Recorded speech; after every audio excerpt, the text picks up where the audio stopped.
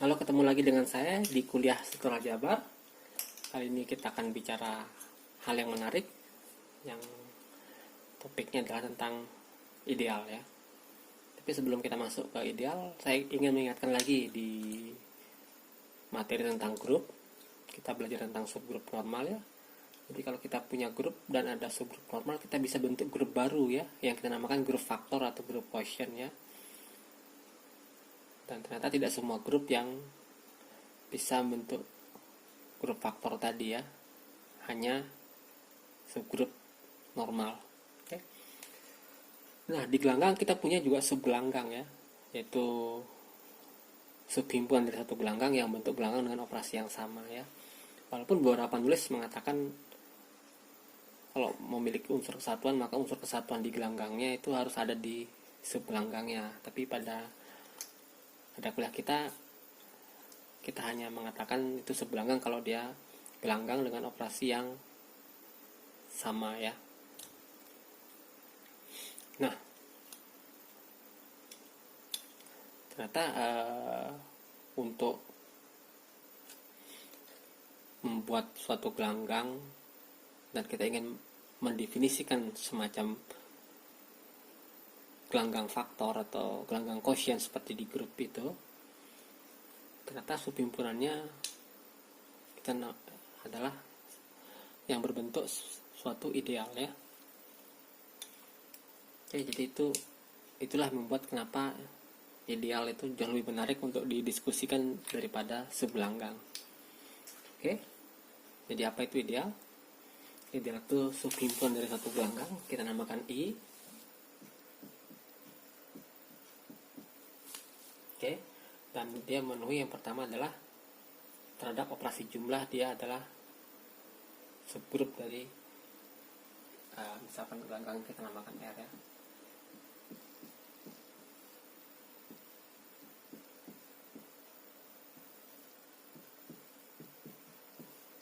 Oke, jadi syarat pertama jadi I itu adalah subhimpunan dari R itu ideal ya. Subhimpunan jelas tak hampa ya. Itu kalau I itu adalah subgrup dari R ya, terhadap operasi jumlah. Oke. Nah, kalau di pelajaran subgrup kemarin ada teori yang mengatakan H subgrup G jika dan hanya jika AB inverse A dikali B inverse ada di H untuk semua AB di H. Oke. Nah, ini juga sama. Jadi bisa kita tuliskan bahwa setiap dua unsur di sini namakan A dan B, maka AB inverse harus ada di I untuk semua A dan B di I. Tapi karena operasinya tambah, maka inverse dari B adalah negatif B.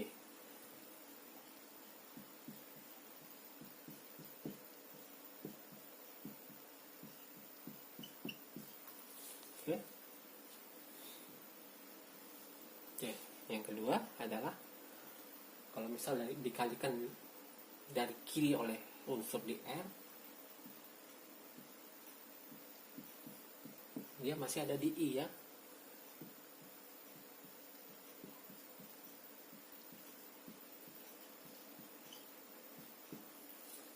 Nah, jadi untuk setiap unsur R kecil di R besar dan A di I, maka R di A tetap di I, maka ini adalah syarat kedua adalah yang membuat ia adalah suatu ideal ya.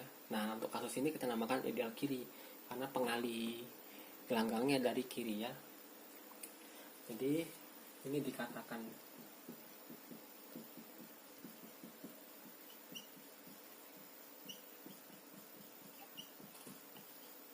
ya. Jadi I dikatakan ideal kiri dari R jika yang pertama I-nya adalah subgrup dari R terhadap operasi jumlah, dan jika anggota I, sembarang anggota I dikalikan oleh anggota R apapun dari kiri, itu maka perkaliannya ada di tetap ada di I ya, maka itu dikatakan ideal kiri.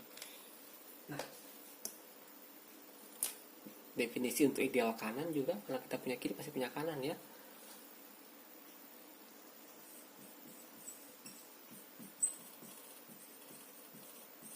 Tuh, sebaliknya ini mengalihkan R-nya mengalihkan unsur di I dari kanan ya.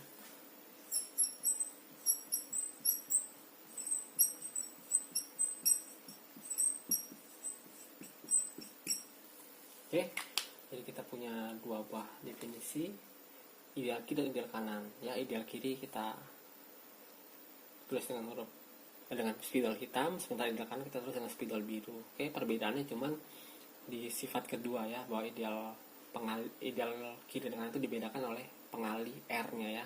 Kalau dikaitkan dari kiri, R-nya itu ideal kiri, kalau dikaitkan kanan adalah ideal kanan ya. Oke, tapi keduanya juga harus memenuhi yang pertama ya, baik ideal kiri, ideal kanan, I-nya itu harus suatu subgrup dari R. Oke. Nah, kalau dia memenuhi keduanya, itu kita katakan ideal dua sisi ya. Atau dalam kuliah ini cukup saya katakan ideal ya.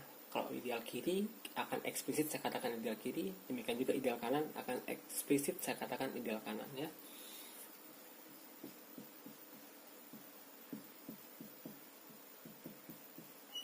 Jadi I dikatakan ideal dari R jika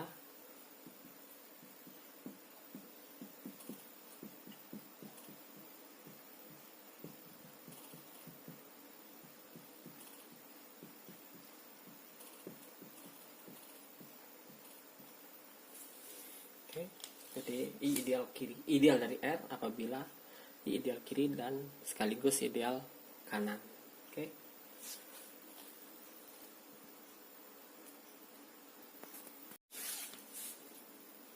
Nah, yang menarik dari ini adalah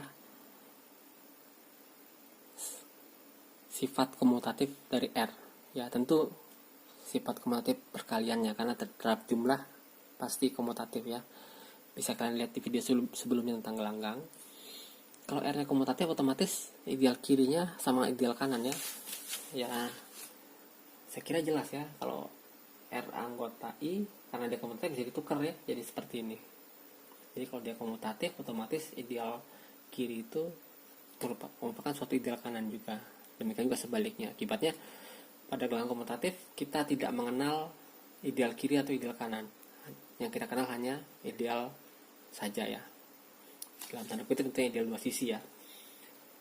Nah, kalau gelanggangnya bukan gelanggang komutatif, baru kita mulai mengenal yang namanya ideal kiri dan ideal kanan ya. Apakah selalu berbeda? Jawabannya adalah tidak. Mari kita lihat dengan contoh. Nah, pada video sebelumnya kita sudah belajar bahwa matriks 2x2 dengan komponen matriksnya itu bilangan bulat itu adalah suatu gelanggang. Oke. Dan ini bukan gelanggang komutatif. Karena apa? Karena perkalian matriks itu tidak komutatif. Nah, saya akan kasih lihat tentang ideal kiri sekaligus ideal kanannya, dua yang berbeda ya. Nah, kalau kita dikasih himpunan I, yaitu himpunan XY 00 ya, dengan XY-nya bilangan bulat. Ini adalah suatu ideal dari R ya. Tepatnya adalah ideal kanan ya. Ya, oke, ini saya kira jelas bahwa ini suatu subgrup ya. Karena kalau ini XY 00 dikalikan inverse dari matriks lain, misal minus Z minus W gitu, minus Z minus W 0, jadi ininya minus Z minus W dijumlahkan dengan itu, hasilnya adalah tetap bentuknya seperti ini ya. Artinya dalam artian dua elemen di baris selalu 0. Oke, ini kalau kita kalikan dari kanan,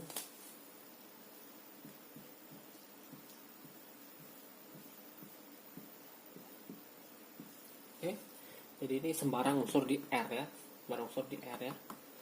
Ini hasilnya adalah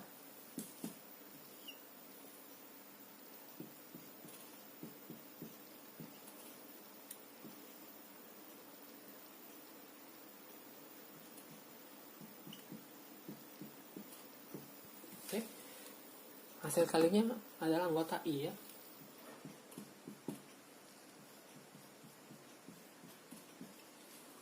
Jadi kita ini anggota I sembarang, ini anggota R sembarang. Kalau dikalikan hasilnya anggota I.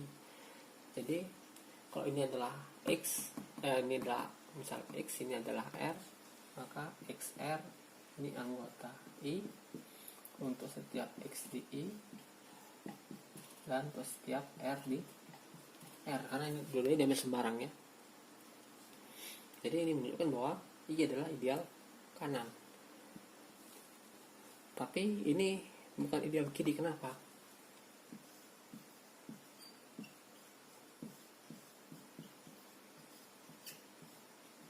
Ya, kalau dikali dari kiri,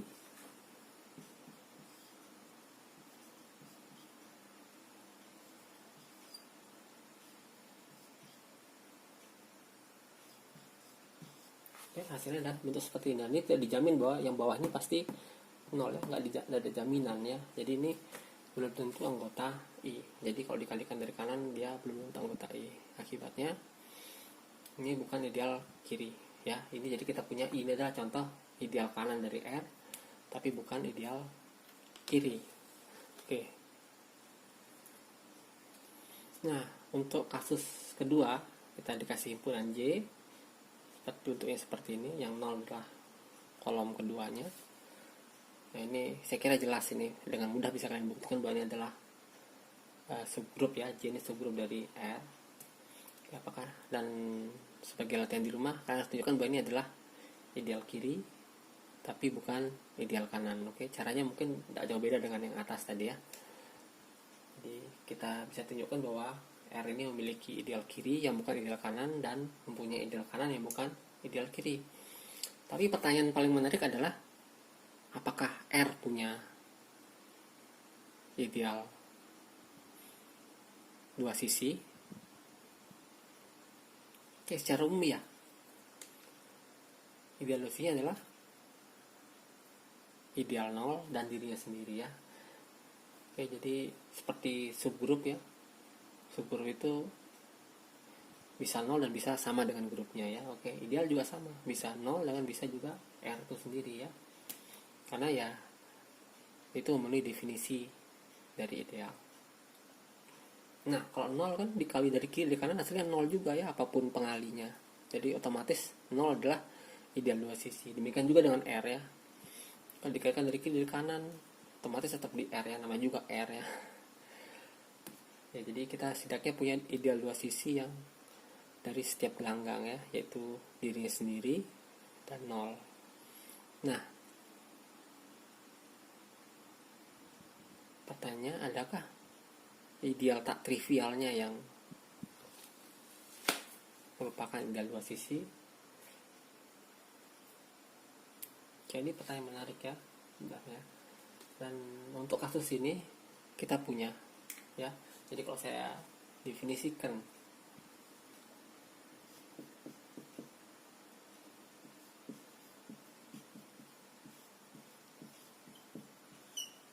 ya, himpunan K yaitu adalah matris 2x2 dengan komponennya semua bilangan genap. Ya, ini otomatis subhimpunan dari R ya, dan saya kira mudah kalian cek bahwa ini juga subgrup dari R terdapat operasi tambah tentunya ya. Nah, kalau kita punya himpunan seperti ini, kira-kira anggotanya adalah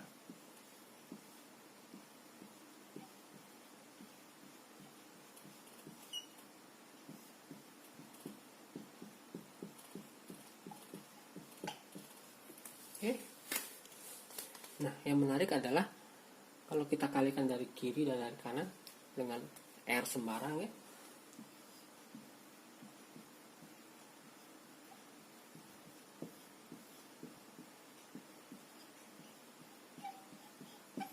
Jadi kalau anggota K sembarang ini ya dikalikan anggota R sembarang, hasil kalinya adalah ya, hasil kalinya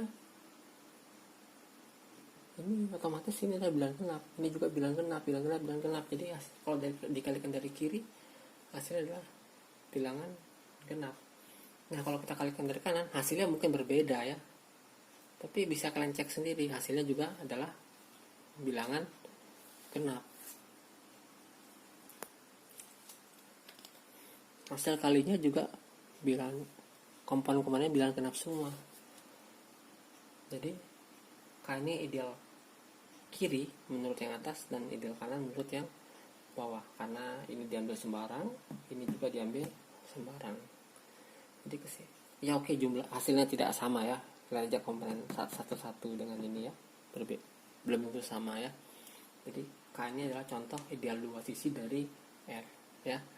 Jadi R ini luar biasa, punya ideal kiri yang bukan kanan, dan punya ideal kanan bukan kiri, dan punya ideal dua sisi yang tidak trivial tentunya ya. Kalau trivial apa menariknya? Jadi ini ada beberapa contoh ideal, jadi kita dapat contoh yang sangat menarik ya. Dan tentu kalian bisa mencari contoh ideal dua sisi lainnya dari R ya. Kata kuncinya adalah di sini. Oke, apabila kita punya dua ideal seperti pada grup, kita bisa mencoba membangun ideal baru ya. Yang pertama adalah I iris J ya. Yang kedua I tambah J.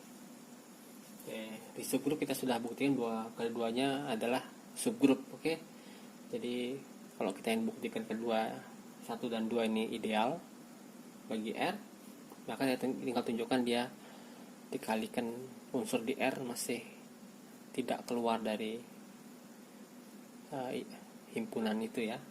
Dan yang ketiga kan yang baru ya, tidak ada di grup, karena di grup cuma mengenal satu operasi, I dikali J. Oke, definisi yang pertama saya kira jelas. Yang kedua juga kurang lebih jelas ya.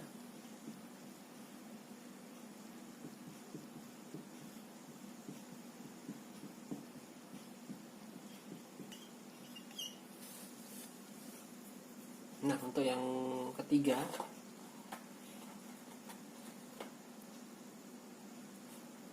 tentunya ingin seperti definisi yang kedua ya.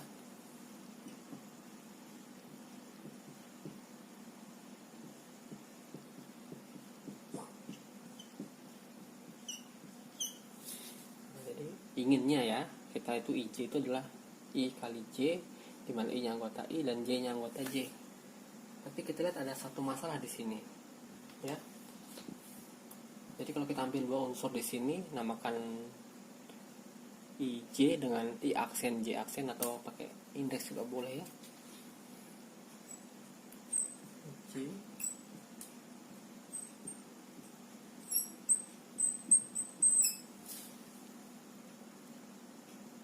ya, dia harus terdapat operasi jumlah ya, karena subgrup tentunya ya.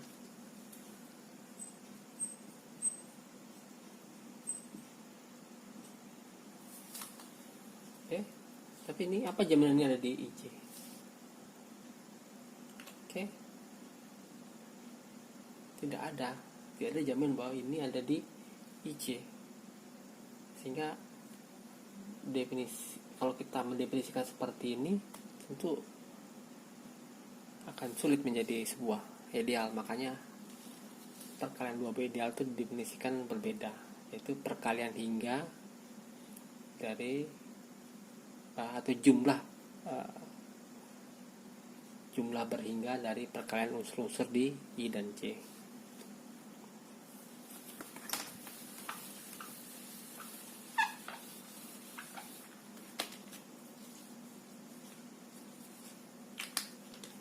Jadi ini sama dengan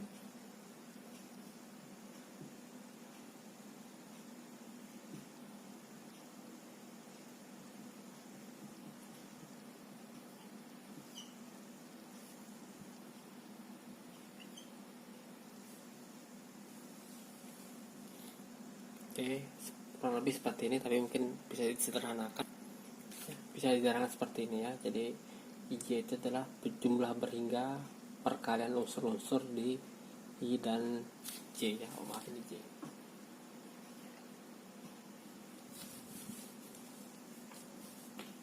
Nah, kalau perkalian berhingga akibatnya kalau dua unsur di sini, contohnya yang tadi ya, kalau kita punya AI BI ditambah AJ PJ, ini unsur di IJ, ini unsur di IJ, kalau dijumlahkan tetap unsur IJ karena tetap merupakan perkalian jumlah perkalian berhingga pasangan di I dan J ya. Jadi masih bentuknya seperti ini. Jadi ini wajar sebuah grup ya. Tapi bukti formalnya akan kita buktikan belakangan. Oke, seperti sudah katakan tadi bahwa yang pertama dan kedua sudah jelas subgrup, sudah kita buktikan pada video sebelumnya. Sekarang kita tunjukkan bahwa dia merupakan suatu ideal di R ya. Tentu baik I dan J nya ideal kiri maupun ideal kanan atau ideal sisi terbukti benar ya. Jadi kita hanya buktikan untuk satu buah sisi aja yang jadi kita buktikan ini untuk ideal kiri saja ya.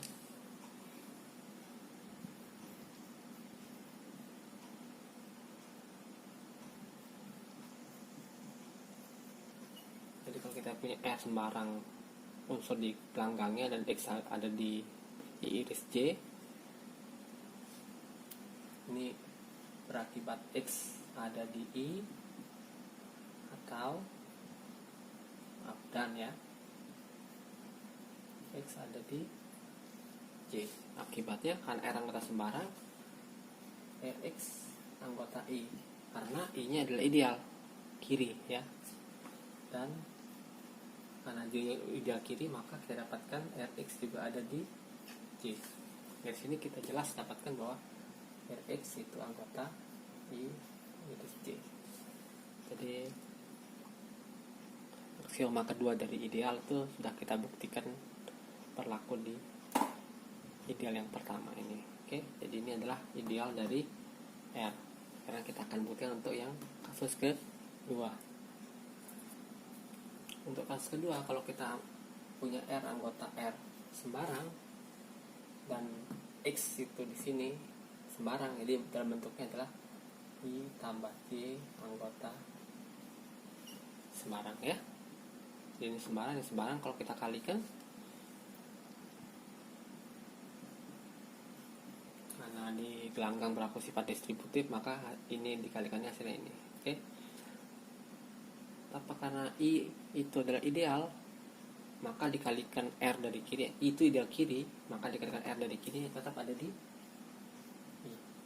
Dan demikian juga J adalah ideal kiri, akibatnya dikalikan R dari kiri juga ini anggota J.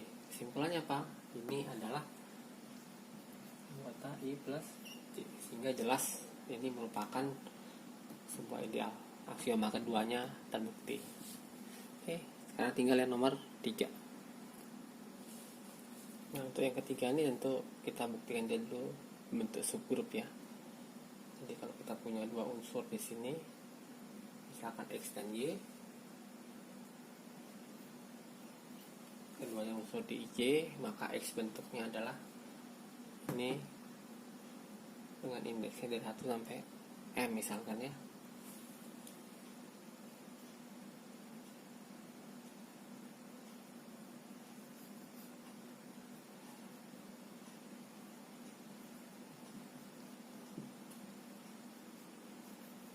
Sementara Y bentuknya seperti ini, tapi mungkin dari 1 sampai M ya.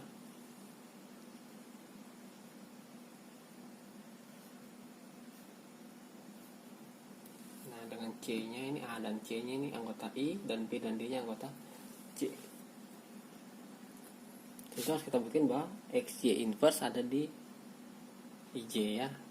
Tapi Y inverse ya, itu operasi tambah, akibatnya negatifnya ini. Jadi dengan asumsi bahwa N nya itu besar dari M, oke. Kalau N nya besar dari M, maka kita dapatkan X min Y sama dengan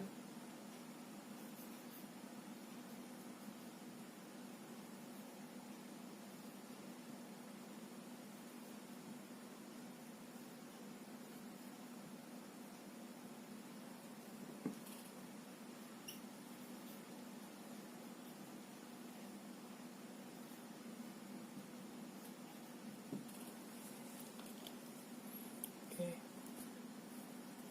Nah, karena X min Y ada seperti ini, sebenarnya ini bisa kita ganti dengan plus CIDI ya. Plus dari CI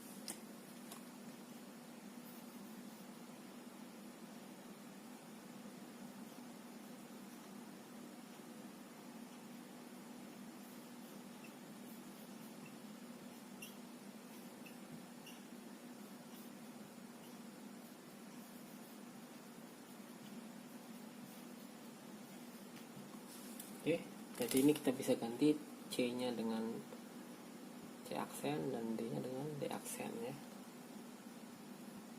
Ya tentu dengan karena bahwa ini adalah negatifnya ya. Nah, saya kira artinya X min Y itu adalah jumlah berhingga juga dari perkalian AI dengan BI ya. Terlepas ini kesannya bergabung ya, sebenarnya bisa terpisah juga ya. Jadi jumlah ini dengan ini atau ini tambah negatif ini itu adalah jumlah berhingga unsur-unsur di jumlah berhingga perkalian unsur-unsur di AI BI ya. Jadi otomatis ini anggota. Oke, jadi kita sudah buktikan bahwa IJ ini bentuk subgroup ya. Nah, untuk detail buktinya yang lebih formal bisa kalian kerjakan sendiri atau bisa lihat di buku ya.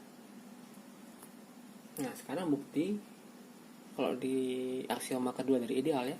Jadi kalau punya R anggota R dan X anggota IJ, maka Rx itu sama dengan R dikali sigma AI BI ya. Oke, untuk mempermudah indeksnya saya tidak tulis ya, intinya berhingga jumlah AI kali BI ya.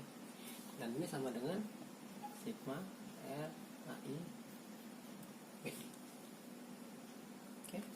Nah, karena I-nya adalah ideal kiri, maka R dikali AI juga anggota I, dan ini anggota J ya. Akibatnya apa? Akibatnya ya ini R dikali X juga merupakan jumlah hingga perkalian unsur di I dengan unsur di B, unsur di J. Akibatnya ini anggota J. Oke, dari dua hal itu kita telah buktikan bahwa I kali J adalah sebuah ideal dari R. Oke, yang menarik adalah apakah definisi ini kapan definisi ideal dengan sama dengan definisi tanpa sigma. Jadi tadi kita ingin menulis IJ itulah perkalian I kali J saja ya, tanpa ada sigmanya. Oke, silakan dicari sebagai latihan di rumah ya.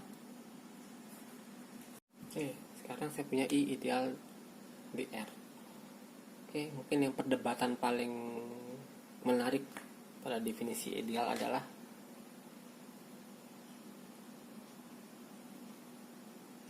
kenapa bukan subring yang menjadi pokok permasalahan ya.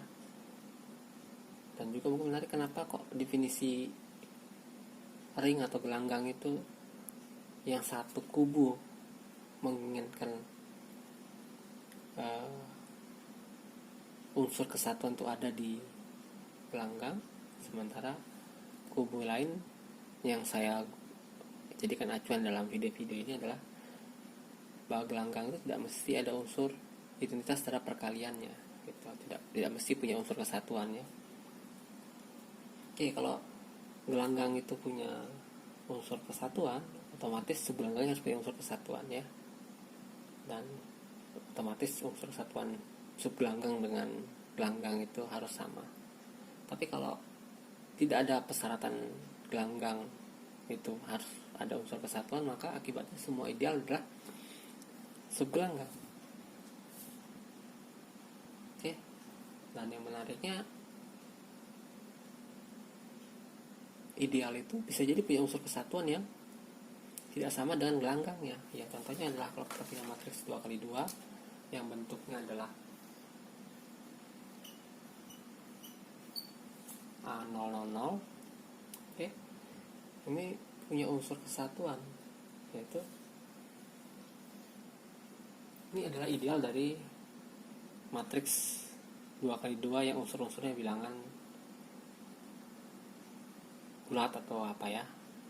Nah, ini juga ini ideal ya, tapi akibatnya dia supring kalau kita gunakan definisi yang kita gunakan saat ini ya. Tapi unsur identitasnya apa? 1001, dan ini tidak sama dengan matrik identitas yang kita kenal biasa yang ada satunya ya. Karena ini kali unsur ini pasti hasilnya tetap ya, tidak berubah ya. Jadi ini adalah unsur kesatuan dari idealnya atau supring ini, karena kita pakai definisi yang lebih longgar ya. Oke. Nah, apapun definisi yang digunakan, definisi ideal itu tetap konsisten ya, berbeda dengan definisi supring yang akan ikut ke definisi dari gelanggangnya. Oke. Nah, ini adalah satu hal yang membuat pembicaraan mengenai ideal itu jauh lebih menarik dan lebih penting, karena kekonsistenan itu tadi salah satunya. Oke. Dan kalau kita menggunakan definisi yang lebih ketat, maka ideal yang membentuk supring otomatis adalah R itu sendiri ya. Oke. Nah, sekarang karena kita gunakan definisi yang lebih longgar, yaitu tidak mesti gelanggang itu punya unsur kesatuan, maka ideal ini bisa jadi punya unsur kesatuan yang berbeda dari R. Nah, terkait dari situ, dan tadi sudah disebutkan bahwa satu-satunya ideal yang merupakan subgelanggang adalah R itu sendiri menggunakan definisi yang lebih ketat. Tentu pertanyaan menarik adalah kapan suatu ideal itu sama dengan R itu sendiri.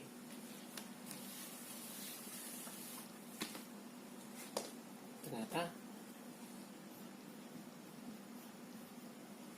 itu sama dengan R itu jika dan hanya jika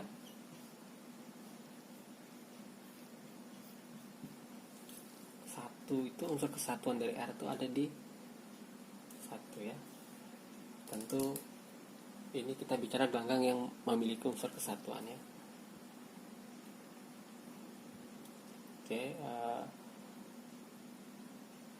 kalau kita menggunakan definisi lebih ketat, maka otomatis R itu ada unsur kesatuannya. Nah, dalam kasus kita definisi longgar. Nah, akibatnya R yang kita gunakannya adalah R yang juga memiliki unsur kesatuan ya. Jadi kita definisikan misalkan I ideal dari R dan R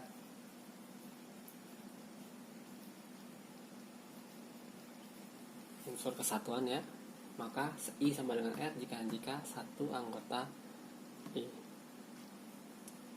Oke. Artinya gimana? Kalau ini sama dengan R, otomatis ini berlaku ya, jelas ya. Jadi kita hanya perlu buktikan arah sebaliknya. Jadi kalau 1 R anggota I, kita buktikan I sama dengan R. Oke. Artinya kita buktikan dia saling subset ya. Tapi ya jelas ini subset ya. Jadi kita tinggal menunjukkan bahwa I itu memuat R ya. Karena I sudah jelas subset dari R, kita tinggal tunjukkan bahwa I itu memuat R ya. Artinya kita harus ambil unsur di R sembarang ya. Kita ambil R anggota R ya. Oke. Nah, mungkin perlu katakan bahwa ini saya anggap idealnya ideal kiri ya. Tentu akan berlaku juga untuk ideal kanan dan atau ideal dua sisi. Karena R anggota R sembarang, maka dan 1 R ada di I, akibatnya R dikali 1 R ini anggota I. Sifat ideal kiri ya, dikaitkan dari kiri tetap ada di I ya. Akibatnya karena ini adalah unsur kesatuan, maka R anggota I. Oke. Karena R anggota I, akibatnya sembarang anggota R itu ada anggota I.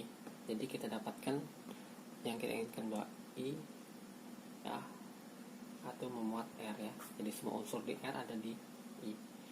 Jadi teorema ini sudah bisa kita buktikan, dan teorema ini sangat penting untuk kedepannya ya.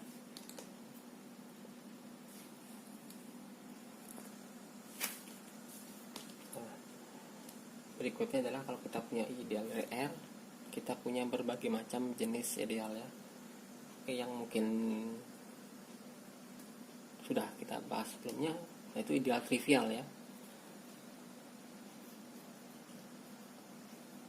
Ideal trivial itu artinya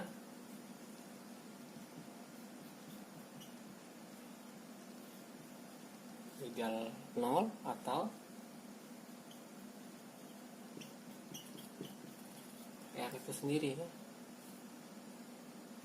Nah, kalau I tidak sama dengan R, dikatakan I itu ideal sejati. Ya, ini sangat mirip dengan definisi subgrup trivial dan subgrup sejati ya. Tapi mungkin ada yang tidak kalah menarik, yaitu adalah ideal maksimal ya.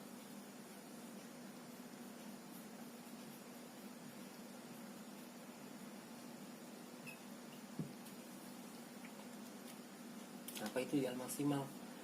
Ya, ideal maksimal artinya dia yang paling besar. Jadi kalau ada ideal lain, dia pasti dimuat atau tidak pasti dimuat ya.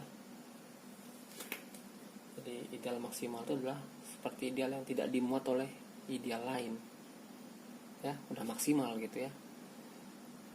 Tapi dalam kasus ini adalah ideal sejati ya. Ideal maksimal adalah ideal sejati ya. Nah, dimana jika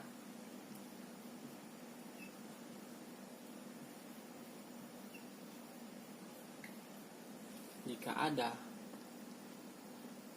ideal J yang memuat I ya, dimana I tidak sama dengan J, maka akan berakibat J sama dengan R. Oke.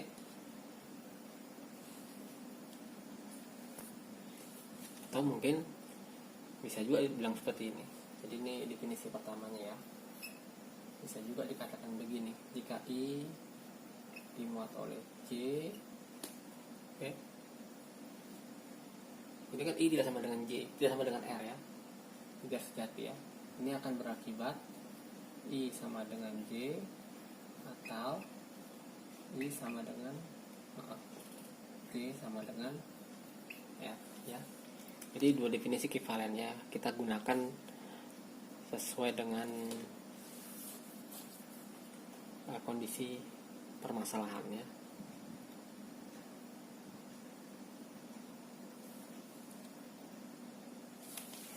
Oke.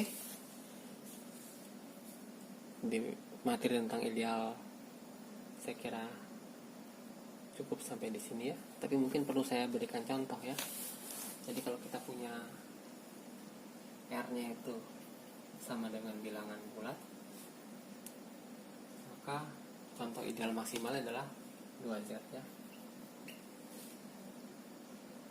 Nah, jadi kalau ada 2Z dimuat oleh ideal J ya, otomatis J-nya itu pasti bentuknya adalah N kali Z ya. Karena tadi sudah kita buktiin bahwa semua ideal dari Z adalah bentuknya N kali Z ya. Nah, dari sini artinya apa? Artinya N adalah faktor dari 2. Oke? Karena N faktor dari 2 akibatnya N itu kalau nggak 1, 2. Nah, kalau N sama dengan 1, maka J ini sama dengan Z. Nah, kalau N sama dengan 2, maka J sama dengan 2Z. Jadi kita sudah buktikan bahwa 2Z adalah ideal maksimal. Oke? Dan demikian juga dengan kalau keduanya kita ganti dengan bilangan prima lainnya 3, 5, 7 atau 11 ya, karena nanti n nya ini adalah faktor dari ini ya. Dan kalau dia bilangan prima, otomatis akibatnya itu ada kalau nggak satu ya dirinya sendiri ya. Jadi pasti J itu kalau nggak sama dengan 2 n PZ ya, kalau P nya prima sama dengan Z. Nah, nanti kedepannya kita akan belajar tentang masalah ideal prima juga ya. Tapi untuk